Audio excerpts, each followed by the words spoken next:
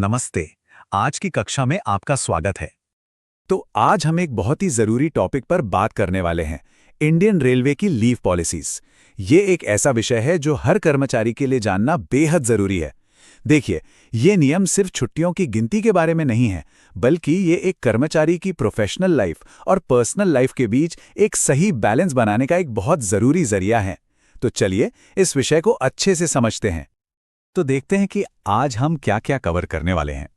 हम बिल्कुल बेसिक से शुरू करेंगे कि रेलवे में छुट्टियां होती क्या हैं, फिर अलग-अलग तरह की छुट्टियों के नियमों को समझेंगे और आखिर में सभी ज़रूरी पॉइंट्स को एक साथ समेट लेंगे। चलिए, तो शुरू करते हैं। देखिए, इन लीव रूल्स को समझना सिर्फ एक फॉर्मेलिटी नहीं है।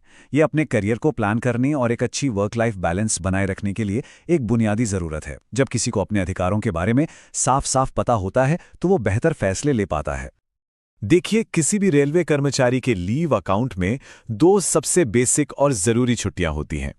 एक है लीव ऑन एवरेज पे, जिसे हम LAP कहते हैं, और दूसरी है लीव ऑन हाफ एवरेज पे, यानी LHAP। ये दोनों ही आपकी छुट्टियों की बुनियाद है, जिन पर बाकी सारे नियम टिके हुए हैं। तो सबसे पहले LAP को समझते हैं। इसका पूरा नाम है लीव ऑन एवरेज पे। सीधी भाषा में कहें तो ये आपकी मेन अर्जित छुट्टी है, जिसे आप अपनी प्लान की हुई छुट्टियों या निजी कामों के लिए इस्तेमाल करते हैं। और इसकी सबसे खास बात यह है कि इस छुट्टी के दौरान आपको पूरी सैलरी मिलती है। हाँ, तो अब जरा इस स्लाइड पे ध्यान दीजिए क्योंकि ये नंबर्स बहुत जरूरी हैं। हर साल आपके अकाउंट में 30 दिन की LAP क्रेडिट होती है, 15 दिन जनवरी में और 15 दिन जुलाई में। आप इसे 300 दिनों तक जमा कर सकते हैं और सबसे अच्छी बात यह है कि रिटायरमेंट के समय इन 300 दिनों को आप कैश भी करा सकते हैं। ये एक बहुत बड़ा रिटायरमेंट बेनिफिट है। और हाँ, अगर जरूरत पड़े तो आप एक बार में 180 दिन तक की लंबी छुट्टी भी ले सकते हैं। अब सवाल ये उठता है कि मान लीजिए कोई बीमार पड़ गया या उसकी सारी LHAP खत्म हो गई, तब क्या होगा? ये बहुत ही प्रैक्टिकल सवाल है और यहीं पर रोल आता है रेलवे की दूसरी अहम छुट्टी का, यानी LHAP का। और ये स्लाइड इन दोनों के बीच का फर्क बिल्कुल साफ कर देती है। LAP आपको साल में 30 दिन मिलती हैं, वो भी पूरी सैलरी के साथ। वहीं LHAP मिलती है 20 दिन आधी सैलरी पर। लेकिन यहाँ सबसे ज़रूरी पॉइंट है एक्यूमुलेशन लिमिट। LAP आप 300 तक जमा कर सकते हैं, पर LHAP जमा करने की कोई अपर लिमिट नहीं है। ये आपकी पूरी सर्विस में जमा होती रहती है और लंबी बीमारी जैसी मुश्किल घड़ी में एक सेफ्टी नेट की तरह काम करती है। तो अब आगे बढ़ते हैं और LHAP से जुड़े दो और खास तरह के मेडिकल लीव ऑप्शंस को देखते हैं। एक है कम्यूटेड लीव और दूसरी है लीव नॉट ड्यू। ये दोनों ही गंभीर मेडिकल सिचुएशन में कर्मचारी की मदद के लिए बनाए गए हैं। कम्यूटेड लीव ये एक बहुत ही काम का प्रोविजन है। इसका मतलब ये है कि अगर कोई कर्मचारी बीमार है और डॉक्टर ने उसे आराम करने के लिए कहा है, तो वो अपनी जमा की हुई LHAP को फुल पे लीव में बदल सकता है। इसका सबसे बड़ा फायदा यह है कि बीमारी के दौरान उसकी सैलरी पर कोई असर नहीं पड़ता। और इसका प्रोसेस भी काफी सीधा साधा है। पहली बात, आपके अकाउंट में LHAP होनी चाहिए। दूसरी, डॉक्टर का एक वैलिड मेडिकल सर्टिफिकेट चाहिए होगा। और हिसाब यह है कि आपकी 2 LHAP के बदले आपको 1 दिन की पूरी सैलरी वाली छुट्टी मिल जाएगी। यह सिस्टम कर्मचारी को बिना किसी पैसे की चिंता के अपने स्वास्थ्य पर ध्यान देने में मदद करता है। अच्छा, अब एक ऐसी सिचुएशन सोचिए जहां किसी की सारी छुट्टियां मतलब LIP, LHAP सब खत्म हो चुकी हैं और उसे अचानक कोई सीरियस मेडिकल इमरजेंसी आ जाती है। ऐसी हालत के लिए लीव नॉट ड्यू का प्रोविजन है। ये एक तरह से एडवांस छुट्टी है जो आपको भविष्य में जमा होने वाली LHAP के बदले में दी जाती है। लेकिन एक बात साफ समझ लीजिए, ये छुट्टी ऐसे ही नहीं मिलती। ये सिर्फ एक्सट्रीम केसेस में ही दी जाती हैं। इसकी शर्तें भी काफी सख्त हैं।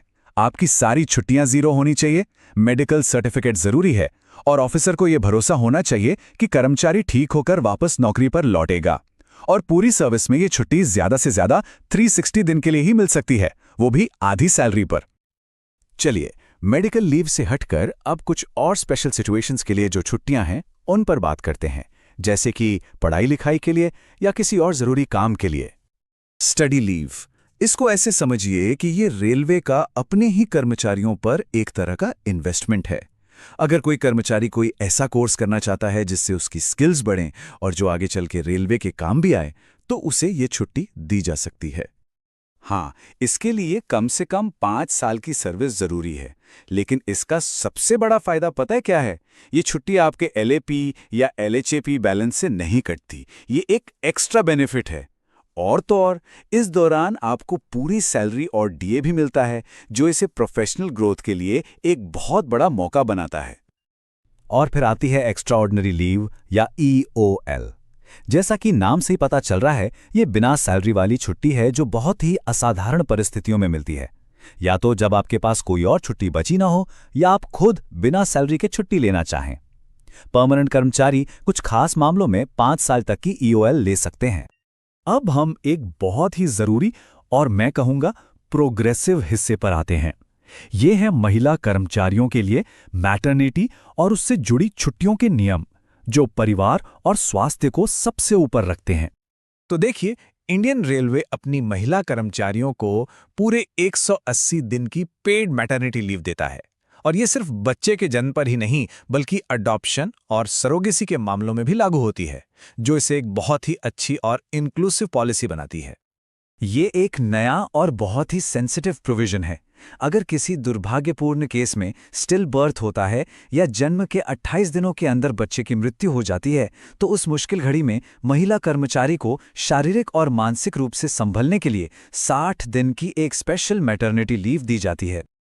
इस टेबल से दोनों के बीच का फर्क एकदम साफ हो जाता है।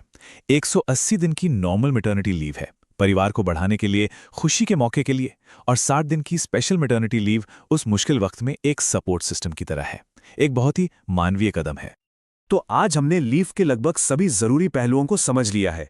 चलिए क्लास खत्म करने से पहले एक बार फटाफट से सारे मेन पॉइंट्स को रिकैप कर लेते हैं। ये टेबल एक तरह से आपकी चीट शीट है। इसमें हर लीव, उसका पे स्टेटस और वो कब काम आती है, सब एक जगह पर है।